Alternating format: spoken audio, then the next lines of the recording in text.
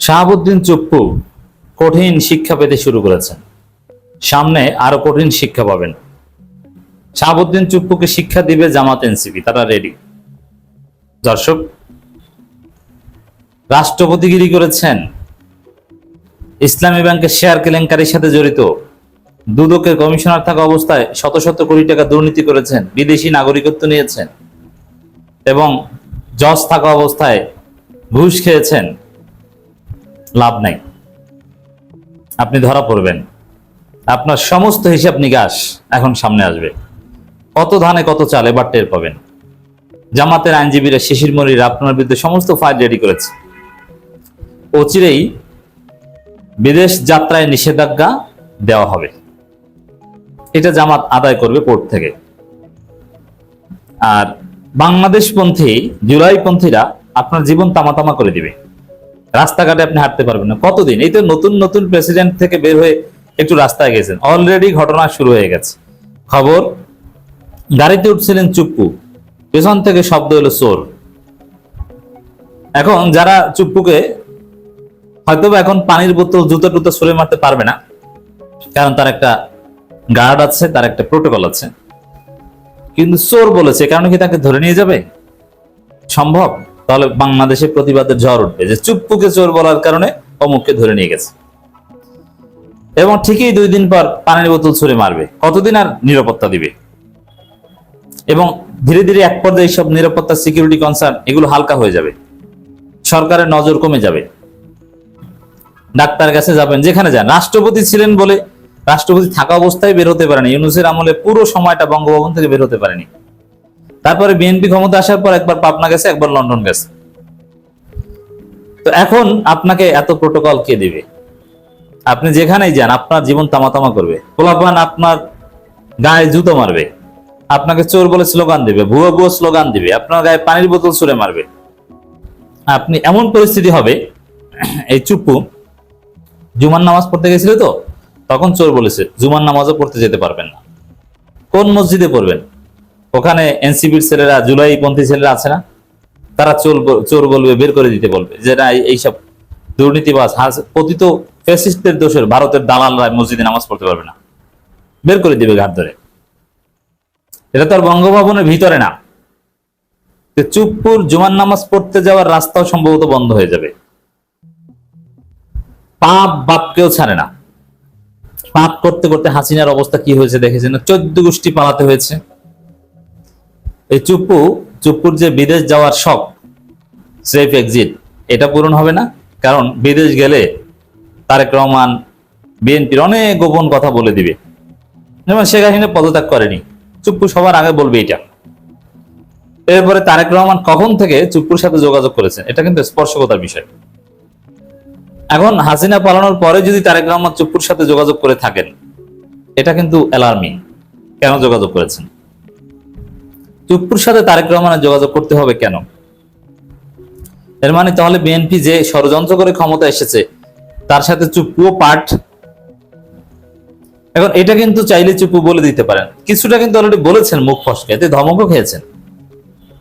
যেমন শুরুতেই বিএনপি সাহস জুগিয়েছে, সেনাপ্রধান, সেনাবাহিনী আমাকে সাহস জুগিয়েছে, আমাকে রক্ষা করেছে, এবং Tarique Rahman he is a gentleman. এর মানে কি এই জেন্টলম্যান তার সাথে কথা বলেছে? তা কি কথা বলেছে?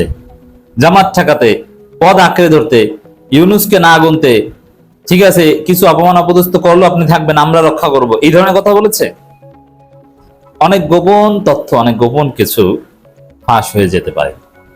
চুপ্পু ফাঁস করে দিবেন যদি তিনি বিদেশ যেতে পারেন। এই ভয়ও তারেক রহমান তাকে বিদেশ যেতে দিবেন। আর দেশে থাকলে এগুলো বলার সাহস পাবেন। বিদেশ গেলেও তার জীবনটা হবে একদম তামাতামা। যেমন ফখরুদ্দিন এবং মঈনুদ্দিন, তারা কিন্তু সেফ এক্সিটে আছেন, একদম সেফ এক্সিট পেয়ে সেফ জোনে আছেন, যুক্তরাষ্ট্রে আছেন। কিন্তু দেখেন তো এই দুইজনের জীবনটা কেমন। কোনো পাবলিক ফাংশনে তাদের দেখা যায়? তারা ওইখানেও কিন্তু পালাতক জীবন যাপন করে। যেমন শেখ মুজিবের হত্যাকারী বিপ্লবী, 75 বিপ্লবী মেজর ডালিম, আরো একজন যিনি জীবিত আছেন, আওয়ামী লীগ ক্ষমতায় থাকতে যুক্তরাষ্ট্র কিংবা কানাডার কোথাও তাদের নাম গন্ধ আপনারা শুনেছেন? তারা কিন্তু ওইখানে একটা পলাতক জীবনযাপন করত। ইউনূস ক্ষমতা আসার পর সাংবাদিক ইলিয়াসের মাধ্যমে লাইভে এসেছেন। তার আগে কিন্তু তারা নিজেদের হাইড রাখতেন এবং এখনো তাদের বাসা বাড়ি ওরকম কেউ চিনে না, খুব সিক্রেসি মেনটেন করে চলেন। মানে বিদেশে পালালেও কিন্তু শান্তিতে থাকা যায় না সব ক্ষেত্রে। শাহাবুদ্দিন চুপ্পু যেখানেই যান, বাঙালিরা বাংলাদেশিরা তাকে ধরবে, বাংলাদেশে অপমানিত হবে, লাঞ্ছিত হবেন, এমনকি সামনে জুতার পিটান খাবেন, ওর গায়ে পানির বোতল ছুঁড়ে মারবে। জাস্ট এটাই শুরু হয়েছে চোর বলার মাধ্যমে। আর দেশ থেকে নিষেধাজ্ঞার এই বিষয়টা শীঘ্রই আসবে, শিশির মনিরা চেষ্টা করছেন। পদত্যাগী রাষ্ট্রপতি মোহাম্মদ শাহাবুদ্দিন চুপ্পু রাজধানী গুলশানে মসজিদ থেকে জুমার নামাজ পড়ে বের হচ্ছিলেন, তখন পেছন থেকে একজনকে বলতে শোনা যায়, একটা চোরকে প্রোটেকশন দেওয়া হচ্ছে। শুক্রবার জুমার নামাজের পরে ঘটনা ঘটে, পদত্যাগের পরে প্রথম জুমা। এখন এই ঘটনা গণমাধ্যমে এসেছে, চোর বলা হয়েছে। এ থেকে আমাদের তরুণরা অনুপ্রাণিত হবেন এবং তারা চুপ্পুকে চোর বলতে, চুপ্পু কোন মসজিদে নামাজ পড়ে এটা খুঁজে বের করতে। সামনে দেখবেন যে নাসিরউদ্দিন পাটোয়ারি তো জুমার নামাজের কর্মসূচি দেয়, অমুক মসজিদে জুমার নামাজ পড়বো, এটা ফেসবুকে পোস্ট দেয়, আর অনেক মানুষ আসে সেখানে সেলফি তুলেন। এরকম ঘটবে যে চুপ্পু যে মসজিদে নামাজ পড়ে ওই মসজিদে নাসিরউদ্দিন পাটোয়ারি জুমার নামাজ পড়তে যাবে, খেলা হবে, তখন বুঝবেন যে কত দানে কত চাল। চুপ্পু ঘর থেকেই বের হবেন না। কিসের গার্ড মাঠ, যত গার্ড থাকুক, প্রেসিডেন্ট রেজিমেন্ট গার্ড, অমুক তমুক, কোনো গার্ডে কাজ হবে না। নাসিরউদ্দিন পাটোয়ারিকে কি নামাজ পড়তে দেবে না এই মসজিদে? চুপ্পু বেরই হবে না। এটাকে বলে শিক্ষা। যে জুমার নামাজ পড়তে যাওয়ার রাস্তা বন্ধ হয়ে যাচ্ছে, মানুষ চোর বলে স্লেজিং করে, দুয়োধ্বনি দেয়, আরো দিবে, আরো অনেক কিছু হবে, জুতা মারবে, পানির বোতল মারবে। সংবাদ মাধ্যমে প্রকাশিত ঘটনার এক ভিডিওতে দেখা যায়, হালকা জলপাই সবুজ রঙের পাঞ্জাবি, সাদা পায়জামা ও টুপি পরে মসজিদ থেকে বেরিয়ে আসছিলেন চুপ্পু। সঙ্গে ছিলেন রাষ্ট্রীয় প্রোটেকশন। গাড়িতে ওঠার সময় একজন তাকে সালাম দেন, অন্যজন বলেন এটা একটা চোর, 18 কোটি মানুষের হক নষ্ট করেছেন তিনি। গত শুক্রবার বিকেল রাষ্ট্রপতির পদ থেকে ইস্তফা দেন ফ্যাসিস্ট শেখ হাসিনা দোসর মোহাম্মদ শাহাবুদ্দিন চুপ্পু। তিনি 8 মাস দায়িত্ব পালনের পর 3 বছর 8 মাস দায়িত্ব পালনের পর পদত্যাগ করেন। পদত্যাগপত্র স্বাক্ষরের পরপরই আমার দেশকে তিনি বলেন, আমি ভীষণ অসুস্থ, শারীরিক নানান জটিলতায় ভুগছি। এগুলো সব চাপা।